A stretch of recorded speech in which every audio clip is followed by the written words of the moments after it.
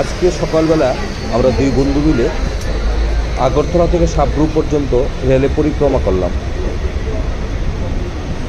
সত্যি রেলের জার্নিটা একটু অন্যরকম।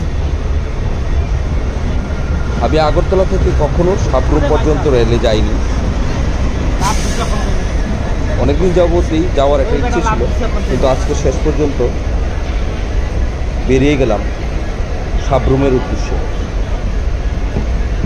রেলে যেতে যেতে রেলের আশেপাশের গ্রাম্য চিত্র এবং রেলের জার্নি, সত্যি সেটা একটা সুন্দর অনুভূতি।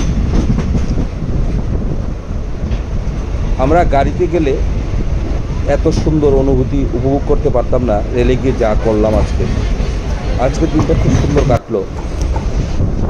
পাশে আমাদের সঙ্গে ছিল গ্রীষ্মকালের সেই গরমটাও আজকে আমরা যথেষ্ট উপভোগ করি। এখানে উপভোগ এই জন্য বললাম, কারণ রেলের আনন্দের সঙ্গে সেটা একসঙ্গে মিলেমিশে গেছে। না হলে গরমটাকে কেউই উপভোগ বলে না, সেটাকে দুঃখজনক একটা কষ্টই বলে। কিন্তু এখানে আমরা একটা আনন্দ পেলাম। সঙ্গে লেবুর জল, কোল্ড ড্রিঙ্কস, এইসবও ঠান্ডা পানীয় যখন বিভিন্ন স্টেশনে দাঁড়ালো একটু নিয়ে নিলাম। আপনারাও আগরতলা থেকে সাবরুম পর্যন্ত ঘুরে আসতে পারেন।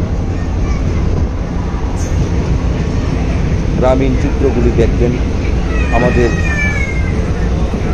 ত্রিপুরার সুন্দর মনোরম দৃশ্য দেখতে পারবেন।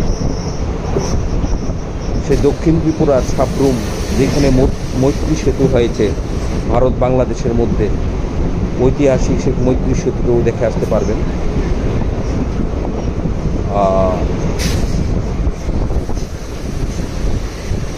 আপনাদের কাছে তথ্যটা ভালো লাগলে একটা লাইক দেবেন, শেয়ার করবেন এবং সাবস্ক্রাইব করে নেবেন।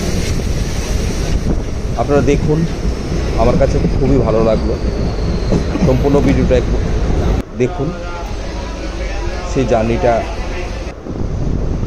আমরা সকাল 11টায় আগরতলা থেকে রওনা দিলাম, দুপুর 1টার মধ্যে চলে গেলাম সাবরুমে। সেখান থেকে আবার বিকাল 4:30টায় রওনা দিলাম,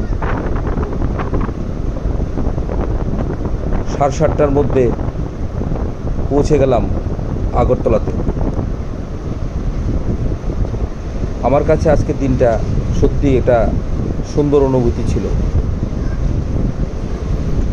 আমি নর্থ ত্রিপুরায়, তার মানে উত্তর ত্রিপুরায় অনেকবার গিয়েছি ধর্মনগর পর্যন্ত রেলে, কিন্তু সাবরুম দক্ষিণ ত্রিপুরাতে যাইনি।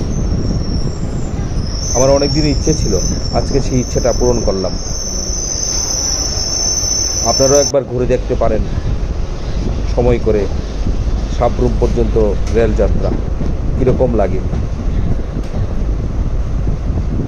আপনারা সম্পূর্ণ ভিডিওটা দেখুন ধৈর্য সহকারে, একটু কষ্ট করে।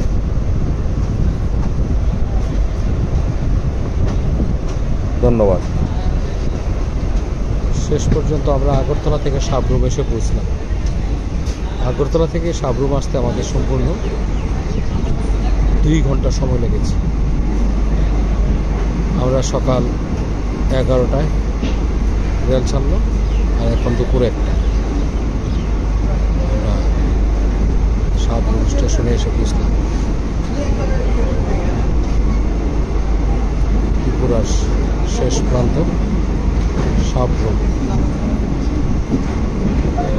এখানেই আমাদের ভারত বাংলাদেশের মধ্যে মৈত্রী সেতু করা হয়েছে। যখন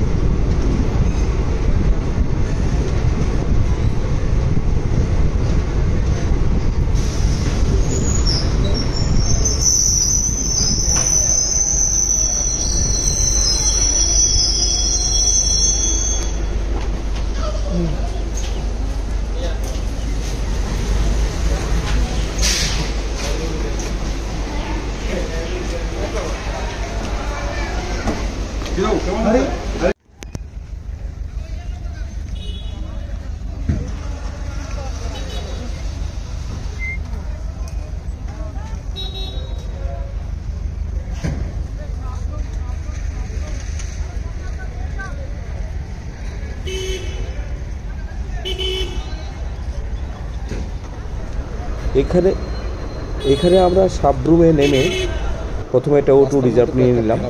অটো করে সে ভেড়াগুলির ছবিও নিয়ে নিলাম। সাবরুম হসপিটালের সামনে নিয়ে থামলাম অটো স্ট্যান্ডে। তারপর একটু শহরটাকে ঘুরে দেখলাম। এখন সাবরুম থেকে আবার বিকেল 4:30টার সময় আমরা আবার সাবরুম স্টেশনে চলে আসলাম। সেখান থেকে আমরা আবার রেলে উঠলাম। সাবরুম স্টেশন ছেড়ে আমরা আবার আগরতলার উদ্দেশ্যে এখন রওনা দিলাম।